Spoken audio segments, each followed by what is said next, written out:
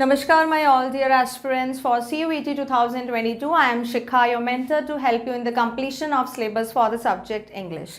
This video covers the preposition part 2. We have seen rules and regulation, types and forms of the preposition.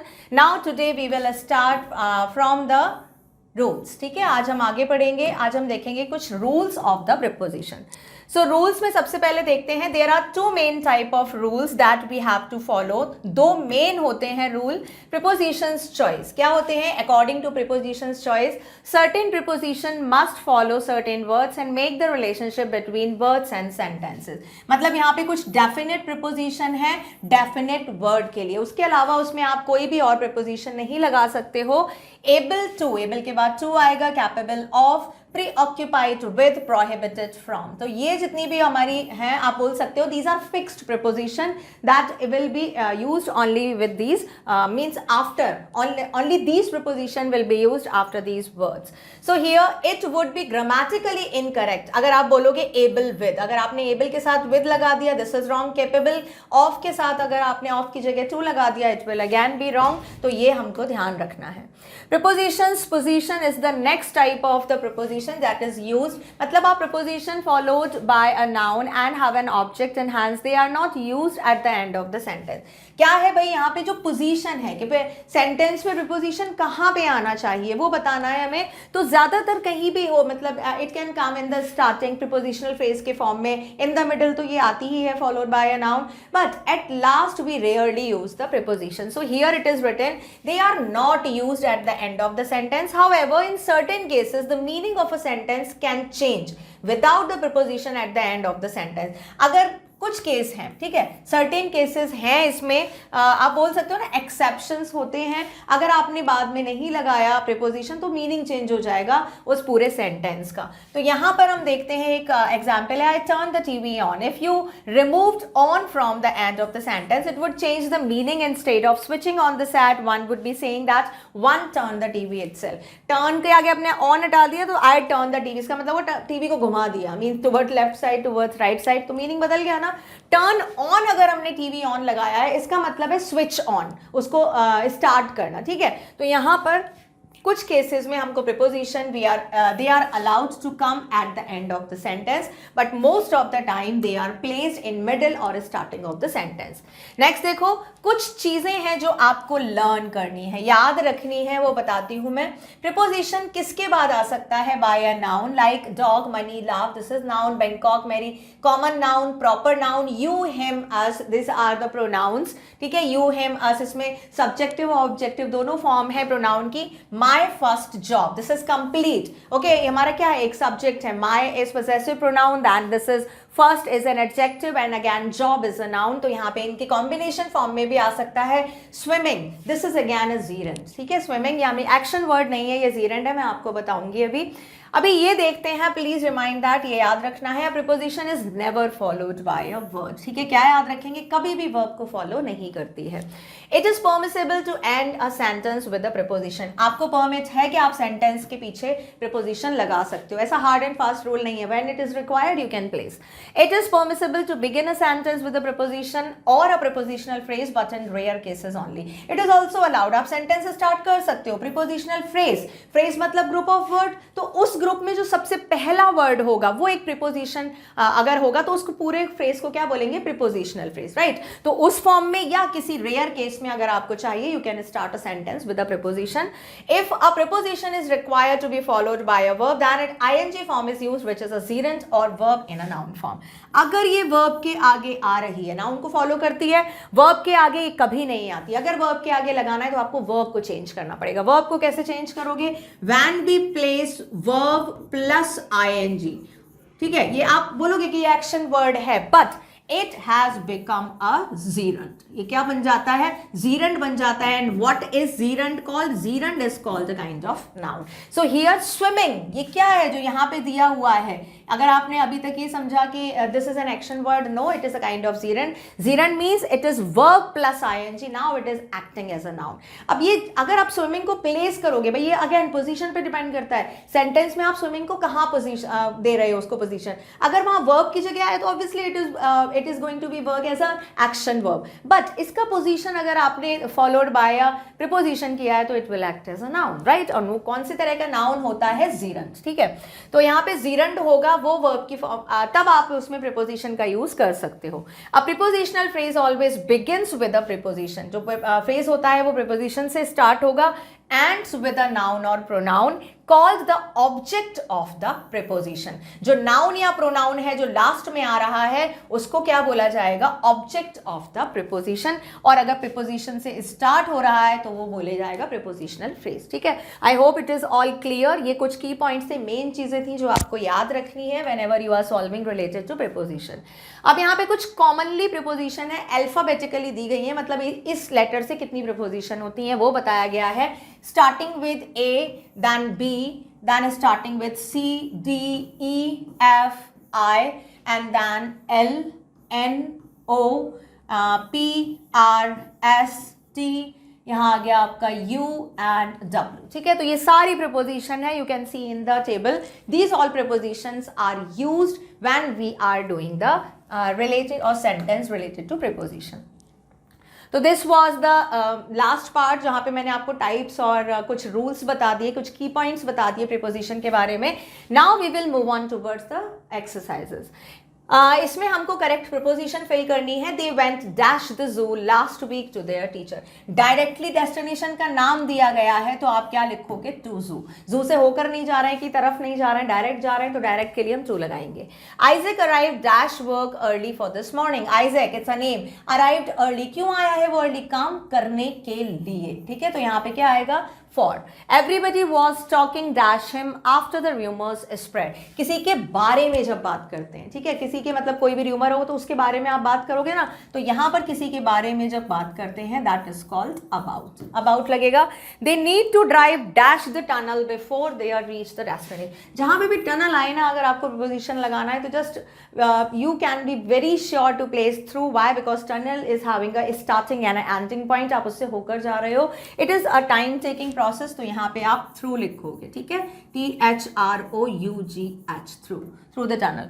You better put a jacket dash your shirt because it is really cold today. यहाँ पे क्या लिखेंगे? Over your shirt. Over का मतलब क्या हुआ? Cover हो गया. आप जब जैकेट के ऊपर पहनोगे तो शर्ट विल बी कवर्ड, या उसके ऊपर, मतलब जो ओवर में आता है जहाँ पे पूरी चीज कवर हो जाती है, तो यहाँ पे क्या आएगा? Over your shirt because it's really cold today. ठीक है, नेक्स्ट देखते हैं. अभी इसमें हमको क्या करना है? Fill in the blanks by choosing the correct option. यहाँ पे करेक्ट ऑप्शन दिए गए हैं, हमको करेक्ट चुनना है. A recent research gives smokers one more reason to quit smoking dash addition to. जहां पे भी डैश, जहां पे एडिशन का मतलब आप उसके चीज में कुछ और ऐड कर रहे हो, तो उसमें ऐड कर रहे हो, किसके अंदर, मतलब उस इंक्लूडिंग, तो यहाँ पे इन आ जाएगा, यानी कि ए ऑप्शन आपका ठीक हो जाएगा. नेक्स्ट देखो, to quit the smoking in addition to affecting the lungs dash. Dash also damages the eye. It, which, it or that. तो यहाँ पे it आ जाएगा आपका, तो यहाँ पे आएगा it also damages the eye. It किसके लिए आया है? Recent research. क्या है ये? सिंगुलर है तो उसके लिए it आ गया, और ये नॉन लिविंग है. The more cigarettes people smoke and the dash they do. जहाँ पे भी more आ जाता है, ठीक है, more जहाँ पे आएगा वहाँ पे हमेशा कौन सी डिग्री आती है? कंपैरेटिव. अब आप बोलोगे कंपैरेटिव ये डिग्री कहाँ से पढ़ाने लगे? तो डिग्री का मतलब ये यहाँ पे means it is a mixed exercise, आपको आनी चाहिए. तो यहाँ पे क्या लगाएंगे हम? ये आया है फ्रीक्वेंट, फास्टर, ऑफनर एंड क्विकर. तो दिस विल नॉट फास्टर, ज़्यादा जल्दी. ऑफनर नहीं, अगर आप जितनी ज़्यादा सिगरेट पियोगे उतनी ही जल्दी आपके लंग्स खराब होंगे, तो यहाँ पे ऑफनर तो आ नहीं सकता, तो यहाँ पे क्या आएगा? Faster, right. यहाँ पे आ जाएगा फास्टर. Greater the risk. अभी देखो फास्टर है तो यहाँ पे बैलेंस भी होना है, यहाँ पे फास्टर और यहाँ पे greater, so it is also clearing the confusion. Next देखते हैं. अब देखते हैं हमारा प्रीपोजिशन इन फॉलोइंग सेंटेंस कौन सी आएंगी. Slaves sleep dash the stable. अब स्टेबल क्या होता है? Stable is some shady place जहाँ पे एनिमल्स रहते हैं, domestic animals are living over there. तो वो क्या है? वो एक शेड है, तो आप अगर शेड के अंदर हो तो उसके लिए क्या आ जाएगा? इन। ठीक है, whether it is open from any of the side but आप उसके अंदर हो। Next is Jacob was feeling lonely dash बेला बाय हिज साइड। लोनली का मतलब बेला क्या है? बेला नहीं है वहां पे, तभी तो लोनली लिखा है। तो यहाँ पे क्या आ जाएगा? बिना किसी के लिए जब नहीं होता है, when you are sowing without. ठीक है, Jacob was feeling lonely without Bella by his side. Next is suddenly as we were near the bus stop, the suspicious car is starting moving dash us. हम लोग खड़े हुए थे, एक car आई suspicious car कि भाई वो कहाँ आ रही है, तो वी आर गेटिंग अफ्रेड ना कि that car is coming towards us, not to us, मतलब car is not directly colliding you, वो आपको hit करने नहीं आ रही है। it's mean somewhere it is not normal कि in the car the murderers are there who are just going to hit you directly। तो ऐसा नहीं है, कोई भी कार अगर आपके सामने आ रही है, अगर आप खड़े तो आप बोलोगे कि towards me, मेरी तरफ आ रही है, उसको कहीं और जाना है, it's not going to hit me। तो यहाँ पे हम क्या लिखेंगे? towards us, not to us। अगर आपने to लिख दिया तो उसका मतलब यही होगा कि वो आपको ही हिट करने आ रही है। Next is use the letter that is leaning dash the wall. Wall के पास जब भी कोई चीज रखी होगी, मैंने आपको बताया था लीनिंग इज कॉल्ड झुक के थोड़े लेटर को खड़ा करते हैं ना सीढ़ी को, तो जब भी वॉल के पास कोई भी चीज रखी होगी उसके साथ हमेशा कौन सी प्रीपोजिशन आएगी? Against the wall. Next is we have got a house dash a big garden, यानी हाउस भी है गार्डन भी है, तो आप बोलोगे विद अ गार्डन। जब अपार्टमेंट या कभी प्रॉपर्टी देने जाते हो वो बोलते हैं ना कि this house is with a garden, तो यहाँ पे विद आएगा। नेक्स्ट एक्सरसाइज देखते हैं, ब्लैंक्स विद करेक्ट प्रीपोजिशन यहाँ पे भरनी है हमको। The treasure is buried dash the 2 coconut trees. अभी यहाँ पे देखो 2 कोकोनट, यहाँ पे 2 का कंसेप्ट है, अगर यहाँ पे बिटवीन होता तो obviously between will come, otherwise trees के साथ जब भी आएगा, अगर कोई भी ट्रेजर है या ह्यूमन की एक्टिविटी है तो हमेशा क्या आता है? अंडर। ठीक है, अभी ऐसा नहीं कि ट्री के साथ हमेशा अंडर आता है, no, the birds will always live on the tree या in the tree.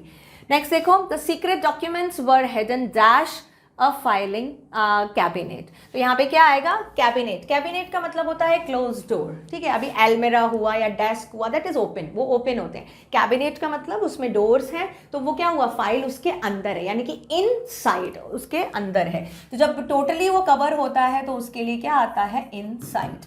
Next is I like to listen dash the radio when I wake up. Listen के बाद ऑलवेज वी यूज टू, तो आप ये बोल सकते हो इट इज फिक्स्ड। ठीक है, ये हमारी पहले वाली प्रीपोजिशन थी, प्रीपोजिशंस चॉइस, तो वहां पे चॉइस के अकॉर्डिंग ये फिक्स है। लिसन के बाद हमेशा हमेशा टू आता है। Next is she left without paying dash the meal. अब पेइंग डैश द मील, यहाँ पे क्या आएगा? Paying for. लेफ्ट का मतलब चली गई, मील को पे किए बिना, पे का मतलब she was eating somewhere outside, and without paying for मतलब giving the money, without giving the money and she left. Here a lot of people borrow money dash the bank. अभी बोरो का मतलब क्या हुआ कि we are taking something from somewhere, तो आप क्या कर रहे हो? एक जगह से दूसरी चीज अलग हट रही है ना, तो जहां पे भी सेपरेशन का सेंस आता है वहां पे हमेशा क्या आता है? फ्रॉम। ठीक है, सेपरेशन इज कॉल्ड अलग होना। तो मैं यहाँ पे लिख देती हूँ, यहाँ पे किसका सेंस आ रहा है? सेपरेशंस। सेपरेशन मतलब जो मनी था वो बैंक से निकल के और आपके पास आया, तो separation. Here I have given the detail, जो हमने कंसेप्ट में नहीं पढ़ाया था, but it will be beneficial to you.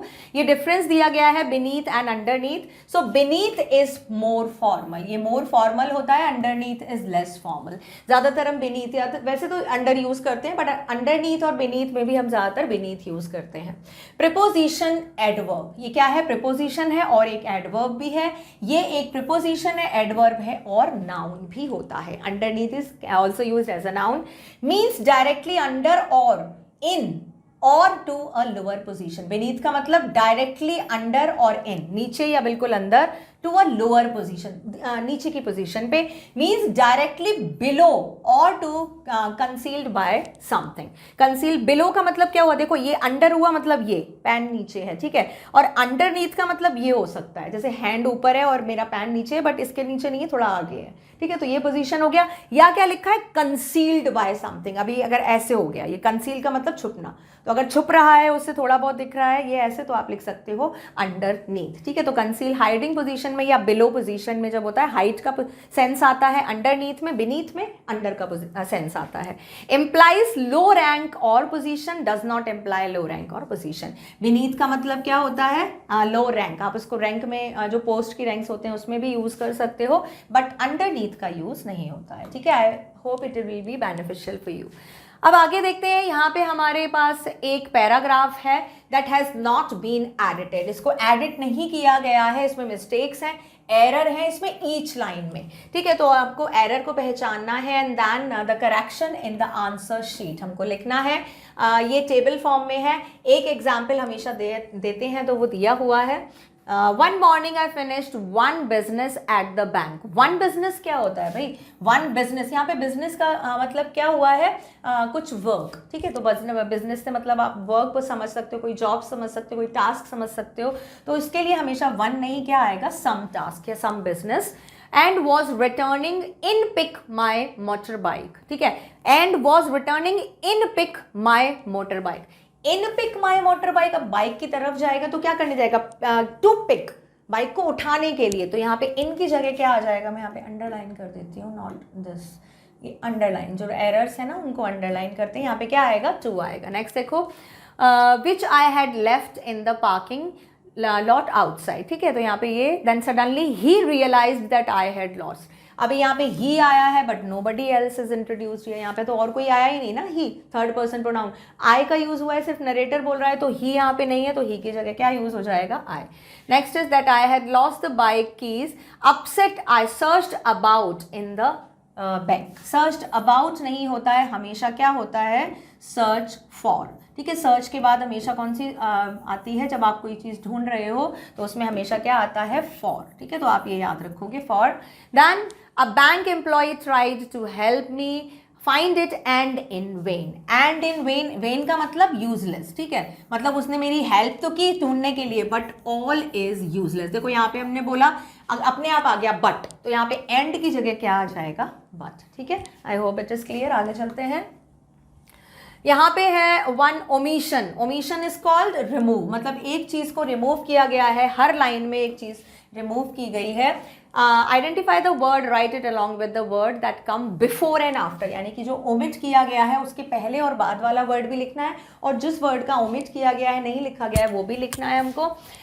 Word that forms the answer in the underline. अभी अंडरलाइन है यहाँ पे, मुझे तो नहीं दिख रहे हैं अंडरलाइन नहीं, चलो हम लोग देख लेते हैं. Self help is very important. You need to be self-reliant and not depend others or wait. Depend के बाद preposition का यूज नहीं हुआ है यहाँ पे. ठीक है, तो यहाँ पे ऐसे कर देते हैं, ये depend others. यहाँ पे अगर आएगा यूज, depend के बाद हमेशा on या upon आता है. ठीक है, कौन सा आता है? on या upon. नेक्स्ट देखो, come to your rescue. For others to come to your rescue. Danger, rescue पे हमारा क्या? फुल स्टॉप आ गया, सेंटेंस फिनिश हो गया. Danger if we use. अब डेंजर से स्टार्ट नहीं हो सकता डायरेक्टली, और आप कैसे देख सकते हो कि भाई डेंजर से स्टार्ट हो सकता है? No problem, but here danger is coming, D is coming in small font, यानी कि something is there in the starting of the sentence. तो यहाँ पे आएगा in times of danger, if we use our presence of mind, we can surely reach safely. ठीक है, in the times of, मतलब ज़रूरत के टाइम पे अगर हम करेंगे presence of mind तो we can reach safety. Sometime we have to face some difficult situation, accident. Situations, accident, ये this word is not going to be digested. यानी कि situations, accident के बीच में क्या आएगा? कुछ इस तरह की सिचुएशन जो एक्सीडेंट के दौरान होती हैं, ड्यूरिंग होती हैं, during accidents, fire etcetera. But we only need to take initiative to find ways to our safety. In short, दो help is our safety is our, help is our safety, यानी कि तो हेल्प इज, और इसके बाद comma, direct इसके बाद comma आ गया, it is again not be digested, क्योंकि कॉमा डायरेक्ट इसके बाद नहीं आता, कुछ तो होता है इसके बाद, ऑब्जेक्ट, सब्जेक्ट या कॉम्प्लीमेंट, कुछ भी होता नहीं है यहाँ पे. तो यहाँ पे हम लिखेंगे दो the help is eight hand. Eight hand का मतलब हमारे पास है, प्रेजेंट है, जो हेल्प है हमारे पास प्रेजेंट है, at hand. Then safety is our responsibility and we should watch out for our selves waiting for other. ourselves waiting for others, यानी कि we should watch out for ourselves waiting for others, waiting for others के मतलब या हमको अपने आप मतलब हमको देखना चाहिए how we can save the other people और the life property in this manner by using a presence of mind. या तो हम वो कर सकते हैं इंस्टेड ऑफ वेटिंग, यानी कि बजाय खड़े खड़े देखो और इंतजार करो कि भैया एनीबडी कम, सुपरमैन और Spiderman will come and he will rescue you. No, आप यहाँ पे क्या कर सकते हो कि भाई आप या तो यू शुड वॉच, आपको देखना चाहिए, should watch instead of waiting for others. अच्छा, इस तरह के जो आते हैं पैराग्राफ फॉर्म में जहाँ पे एक इंसिडेंट या फैक्ट दिया होता है, उसमें आपको करना तो प्रिपोजिशन है, दैट इज ओके, प्रिपोजिशन या जो भी पर्टिकुलर आपका कंसेप्ट है, but it is very important that you should understand that what exactly is giving and what exactly you need to understand. आपको क्या समझना है, इसमें एग्जैक्टली पूछा क्या गया है। जब तक आप सेंटेंस नहीं समझोगे, राइटर का पॉइंट ऑफ व्यू नहीं समझोगे, उस ये सेंटेंस में इतनी सारी बातें क्यों बताई गई हैं, कंडीशन क्या है, सिचुएशन क्या है, तब तक आप ये सेंटेंस फिल नहीं कर पाओगे। अब यहाँ पे देखो, अगर हमको नहीं पता होता we should watch out for our self instead of waiting for others, मतलब हम हिंदी में बोल रहे हैं कि हमको खड़े खड़े देखना नहीं है, इंतजार नहीं करना है, उसकी बजाय हमको काम करना है। तो यहाँ पे जो भी चीज़ है उसके लिए आपको पैराग्राफ को पढ़ना पड़ेगा। तो please give some time to understand the sentence और the paragraph and then do according to that. अभी देखते हैं गैप फिलिंग एक्सरसाइज। इसमें हमको करेक्ट प्रीपोजिशन चूज करनी है। The classes will be held dash Sundays, यहाँ पे ऑन आएगा, डेज के बाद हमेशा क्या आता है, संडेज, आप याद रखोगे। नेक्स्ट देखो, the speaker will be coming dash car, जहाँ पे मीन्स ऑफ ट्रांसपोर्ट थे, मैंने बताया था हमेशा क्या आता है मीन्स ऑफ ट्रांसपोर्ट के लिए by. Next is the name of the author is provided dash the end of the chapter, end of the chapter बिल्कुल एग्जैक्ट में दिया गया है तो यहाँ पे आएगा एट। अच्छा, कमिंग बाय कार, तो जब आप अपनी कार के साथ आते हो, ये भी होता है एक चीज़, लाइक आप अगर आप आ रहे हो, ठीक है, अपनी कार के साथ, तो बाय कार आएगा, किसी और के साथ आ रहे हो किसी और की कार में या हायर करके, तो इन कार आएगा, ठीक है। नेक्स्ट देखो, you will find out who the murderer is dash the end of the chapter. Now here अभी एंड ऑफ द चैप्टर, अभी चैप्टर एंड नहीं हुआ है, the end of the chapter, ये एग्जैक्ट पॉइंट भी नहीं है।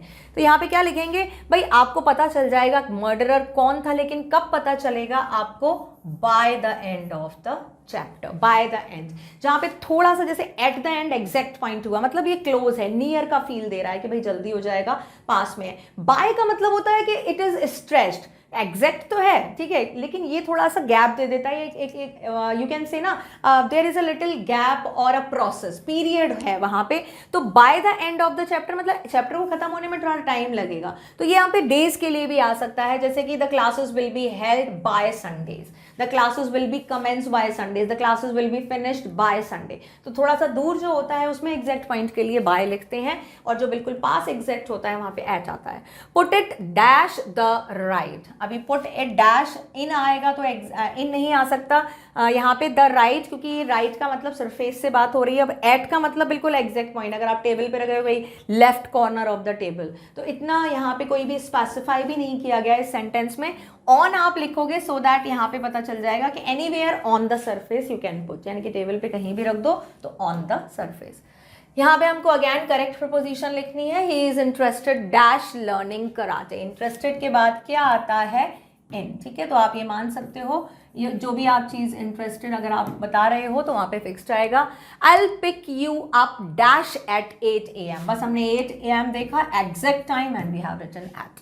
Next is I am going to lose at least 5 kg dash month, 1 month, तो एक महीने के अंदर करोगे ना, तो यहाँ पे क्या लिखोगे, in 1 month. Next is I have a doctor's appointment on Saturday, why, क्योंकि डे आ गया तो यहाँ पे ऑन आएगा। Could you get me this shirt dash a smaller size, जब भी आप साइज की बात करते हो तो इन आता है, इन स्मॉलर, इन लार्ज ऐसे बोलते हैं, ऑन स्मॉलर ऑन लार्ज नहीं बोलते हैं, तो यहाँ पे इन आएगा साइज के लिए। Correct preposition, I am going dash the market, exact point है तो यहाँ पे टू आएगा। Do you want to go dash a swimming, यानी कि फॉर स्विमिंग, अगर कोई एक्टिविटी के लिए आप जा रहे हो, for playing the tennis, for singing a song, for the practice of dance, तो यहाँ पे फॉर आएगा। Chandigarh is dash 17 hours from here, अब 17 आवर्स बता दिया उन्होंने मैंने कि चंडीगढ़ कितनी दूर है, कि लगभग 17 आवर्स, 17 घंटे। तो आप ये बोलते हो ना कि लगभग या अबाउट, तो यहाँ पे जहाँ पे भी लगभग या अप्रॉक्स का सेंस आता है वहाँ पे हम लगाते हैं अबाउट, ठीक है। तो जहाँ पे किसका सेंस आता है, जो आपने सुना है अप्रॉक्सीमेटली बोलते हो ना आप, अप्रॉक्सीमेटली, तो यहाँ पे इसका सेंस आता है तो वहाँ पे अबाउट आता है। The plane will take off dash 15 minutes, यानी कि within 15 minutes, in 15 minute में उड़ेगा, तो इन आ जाएगा यहाँ पे। नेक्स्ट देखते हैं, the trapped mouse escaped dash the hole in the wall. अब देखो होल, वॉल आप मान सकते हो, वॉल का कुछ तो विथ होता होगा ना, थोड़ा सा तो विथ होगा वॉल का।